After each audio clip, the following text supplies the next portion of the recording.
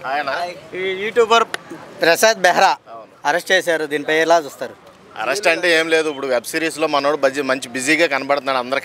అందరి దృష్టిలో ఉన్నాడు.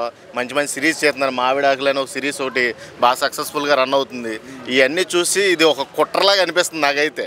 ఇప్పుడు ఏ ప్రమేయం లేకుండా ఆడదాన్ని టచ్ చేసాడని ఇప్పుడు కేసు పెట్టడం ఏంటి? టచ్ చేసినప్పుడే పెట్టాలి కదా. ఎప్పుడో జరిగిన సిచ్యువేషన్ తీసుకొచ్చి ఇప్పుడు కొంచెంత ఎదుగుతున్నాడు, తొక్కేయాలి ఏదో రకంగా.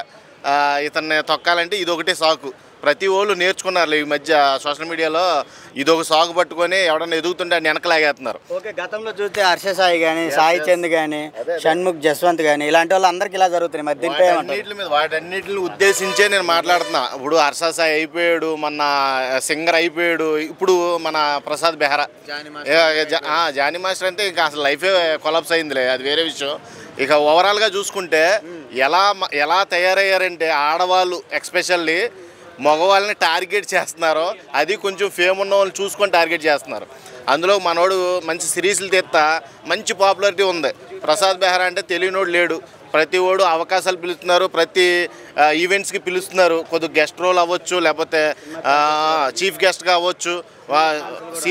సీరియల్ ఆర్టిస్టులు కూడా చాలామంది కలిసి మా దాంట్లో యాక్ట్ చేయని అడుగుతున్నారు. ఇవన్నీ చూస్తుంటే ఎదుగుతున్నాడు కదా. ఎదిగేవాడిని ఇప్పుడే లాగేయాలి. ఇప్పుడు లాగేస్తేనే మనకు ఉపయోగం. తర్వాత లాగినా రాడాడు అన్న ఉద్దేశంతో వీళ్ళందరూ కూడా అటాక్ చేస్తున్నారని నాకు అర్థం. ఇప్పుడు ప్రైవేట్ పార్ట్లో టచ్ చేశాడు అందే.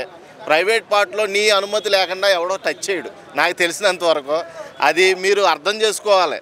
ఇప్పుడు ఆవిడ పెట్టేసింది కేసు అంటే ఇప్పుడు ప్రసాద్ బెహ్రాని అరెస్ట్ చేసేస్తారో ఇక అతని లైఫ్ పోయింది ఇలా కాదు, ఈ కోణంలో కాదు.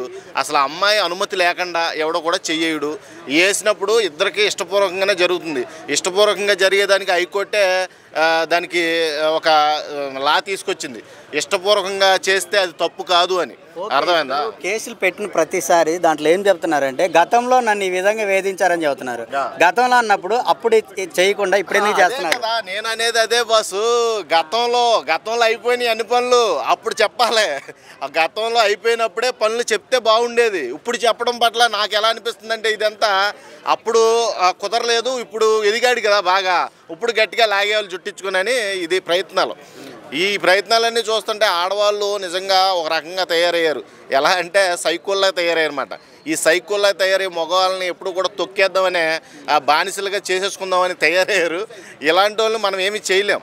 కాబట్టి అసలు తప్పు ఉందా లేదా, అసలు జరిగిందా లేదా అనే దాని మీద పూరా ఇన్వెస్టిగేషన్ చేసి ఈ కేసుని హ్యాండిల్ చేస్తే మంచిదని నా ఒపీనియన్. ఓకే, కొంతమంది మగవాళ్ళు కూడా ఈ విధంగా వేధిస్తుంటారు కదా, వాళ్ళకేం చేస్తారు? మగవాళ్ళు వేధిస్తారు అంటే ఇప్పుడు దాకా కేసులు ఏం పడలేదు కదా.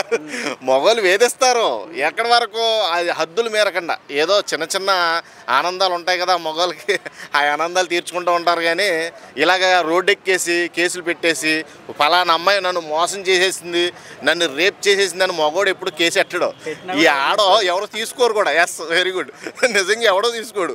కాబట్టి ఎవడైనా సరే ఒకటే చెప్తున్నా, మగవాళ్ళని కొద్దిగా ఎదిగే వాళ్ళని ఎక్స్పెషల్లీ యూట్యూబర్స్గా కొంచెం పేరు తెచ్చుకునే వాళ్ళ మీద ఈ బురద జల్లే చేష్టలు ఉన్నాయి చూడు, ఈ ఎక్కువగా లేడీసే వాళ్ళు ఒప్పుకోపోయేసరికి ఇలాగా నీచంగా దిగజారిపోతున్నారని నాకు అనిపిస్తుంది.